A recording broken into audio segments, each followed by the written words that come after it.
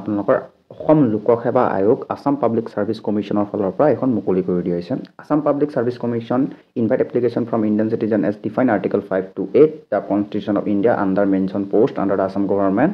in the scale pay of included below and carrying usual allowance as admissible under rules of government of Assam ইয়াতে যেটো আপোনাৰ name of post ইয়াতে architecture under public works post এটা total পদৰ সংখ্যা আছে আপোনালোকৰ 4টা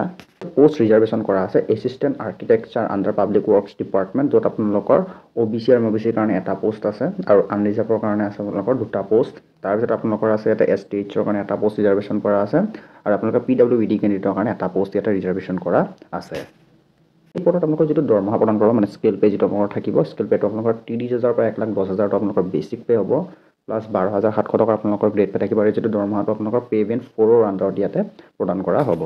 এই পদত এপ্লাই কৰিবৰ কাৰণে আপোনাক যেটো এলিজিবিলিটি ক্ৰাইটেৰিয়া ধৰি দিয়া হৈছে আপোনালোকে ভাৰতীয় নাগৰিক হ'ব লাগিব প্ৰথম কথা যেটো ইয়াতে উল্লেখ কৰি দিছে 2 নম্বৰতে আপোনালোকে এমপ্লয়মেন্ট এক্সচেঞ্জৰ অফিচত নাম উঠাব হ'ব লাগিব বা আপোনালোকৰ ডোমিচিয়েল বা PRC আপোনালোকৰ এটা থাকিব লাগিব দুটা এমপ্লয়মেন্ট এক্সচেঞ্জৰ অফিচত নামটো ৰেজিষ্টাৰ কৰা হ'বই লাগিব আৰু ইয়াতে কৈছে যে এডুকেশ্যন কোৱালিফিকেশ্যন এটা যেটো আপোনালোকৰ এপ্লাই কৰিব যেটো এডুকেশ্যন কোৱালিফিকেশ্যন শিক্ষাগত অৰ্হতা বিচৰা হৈছে যে bachelor degree architecture from Indian foreign university recognized by the government bachelor degree কৰা হ'ব লাগিব আৰ্কিটেকচাৰৰ ক্ষেত্ৰত আৰু ইয়াতে আপোনালোকৰ কৈছে যে must have date registration council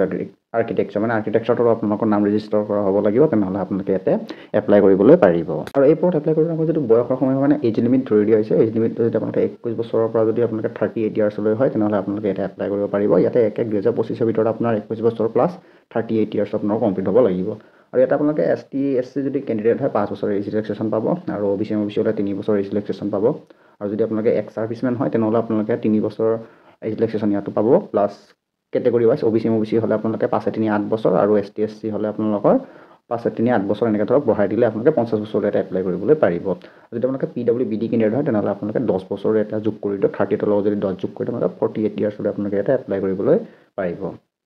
যেটো আপোনালোকৰ ষ্টাৰ্টিং অনলাইন ডেট সেইটো আপোনালোকৰ 24/1/2025 closing date of online application 23/2/2025 তাৰ আগতে আপোনালোকে এটা অনলাইন এপ্লাই কৰিলে কৰি ল'বলৈ পাৰে তাৰপিছত last date for payment of application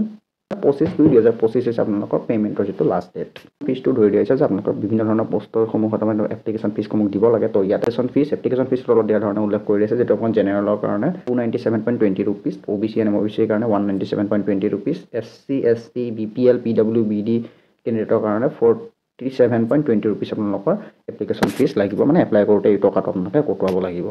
এইখিনি আছিল যে ভিডিওটো যদি ভিডিওটো চাই আপোনালোকে ভাল পাইছে তেন্তে ভিডিওটো লাইক কৰি চেনেলটো সাবস্ক্ৰাইব কৰি ৰাখিব নতুন জব আপডেট বা জব ইনফৰমেটিভ ভিডিওসমূহ পাই থাকিব কাৰণে লগৰ সৈতে চেনেলটো শ্বেয়াৰ কৰি দিব যাতে তেওঁলোকে আমাৰ ভিডিওসমূহ চাব পাৰে আৰু তৎক্ষণাত এপ্লাই কৰিব পাৰে আৰু যদি আপোনালোকে বিচাৰে এডভাৰটাইজমেণ্ট আমাক ডাউনলোড কৰি চাব পাৰে তেনেহ'লে আপোনালোকে আমাৰ ডিছক্ৰিপশ্যন বক্সত চেক কৰিব তাতে আমাৰ টেলিগ্ৰাম চেনেলৰ লিংকটো দিয়া আছে তাতে আপোনালোকে জইন হৈ ল'ব তাতে বিভিন্ন ধৰণৰ জব আপডেটসমূহ পাই থকাৰ লগতেও এই বিভিন্ন ধৰণৰ এপ্লিকেশ্যন ফৰ্ম ষ্টেণ্ডাৰ্ড ফৰ্ম আৰু প্লাছ আপোনালোকৰ আৰু এডভাৰটাইজমেণ্টবিলাক জব এডভাৰটাইজমেণ্টৰ গোটেইখিনি প্ৰিভিয়াছ ইয়াৰ কুৱেশ্যন আমি গোটেইখিনি তাতে প্ৰভাইড কৰি দিওঁ টেলিগ্ৰামতে তাৰ পৰা আপোনালোকে ডাউনলোড কৰি চাব পাৰিব লগতে এই যোনখন আপোনালোকে ভিডিওটোত এডভাৰটাইজমেণ্টখন চাই আছে এডভাৰটাইজমেণ্টসমূহ আমাৰ টেলিগ্ৰাম চেনেলত দি দিয়া আছে আপোনালোকে ডেছক্ৰিপশ্যন বক্সত গৈ চেক কৰিব তাতে গৈ আমাৰ টেলিগ্ৰাম চেনেলত জইন কৰি এইখন ডাউনলোড কৰি চাবলৈ পাৰিব তো আজি ইমানখিনিতে এৰিছোঁ ধন্যবাদ জয় অসম